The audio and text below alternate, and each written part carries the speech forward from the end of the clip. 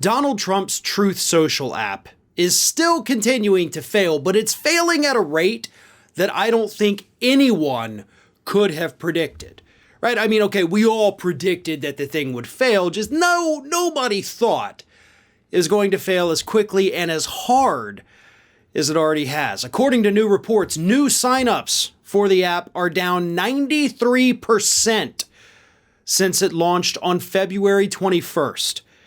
So we're talking about a month and a day, or a month and a week, basically, since this thing launched. And it's already dropped 93% in people wanting to use it. Let me read this.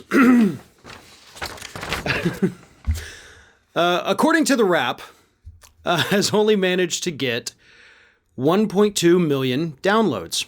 When the app was made public on President's Day, it quickly reached 800,000 downloads. However, the download pace has only diminished from there. According to the estimate for this week's total download reports, the social media app was downloaded approximately 60,000 times. Down 93%. About 60,000 new users in the last week who downloaded the app. And of course, God only knows if you still have to join a wait list before you can even get on the stupid thing. Now, as I said to start this thing off, we all knew this thing would fail, but nobody could have predicted that it would have been quite literally an instantaneous failure.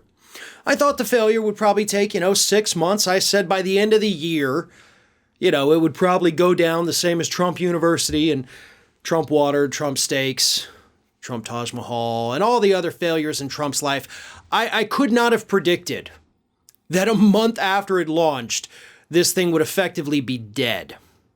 But there's lots of reasons why this thing is not working out the way Donald Trump wanted it to. And trust me, this actually is significant. So bear with me for just a moment. First and foremost, basic economics, right? Supply and demand. There's no demand for this thing. And there's already, even without Truth Social, an overabundance of supply. You've got Getter, you've got Parler, you've got Gab, you've got Frank Speech, you've got Rumble for the video side.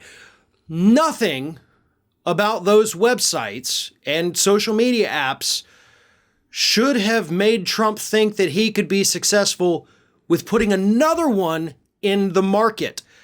Many of them, not all of them, but many of them are already struggling to stay afloat because people just get bored with it. There's nobody to argue with when it's only people on your side. So supply and demand is to blame for most of this. Mismanagement, of course.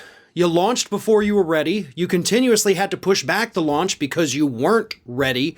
People were annoyed with it before it even launched. Not to mention the fact that they couldn't even get on it once it finally did. Then, of course, you have the fact that even Donald Trump isn't using it, so it's really not a vote of confidence. Here's why this actually does matter, okay? This isn't just a ha-ha, they're failing. It's a lot of ha-ha, they're failing. But the reason this matters is because Truth Social was supposed to just be the beginning. Donald Trump didn't just set out to start a social media app. He started out with a media company, right? This is Trump Media. They're supposed to get into, video production and all kinds of other multimedia projects. And it doesn't bode well for the future of this company when they can't even get their first product off the ground, when it's failing a month after it launches. What does that mean for the rest of the company's projects? It likely means they're going to end up in the toilet before they even launch, which means Donald Trump's multimedia empire is already crumbling before it was even built. Hey everyone, this is Aspen. And did you know that for the low cost of $0 per day, you can subscribe to the Fair and Balanced YouTube channel? We also encourage you to like, comment, and share, but again, click that subscribe button and help Aspen not be so grumpy.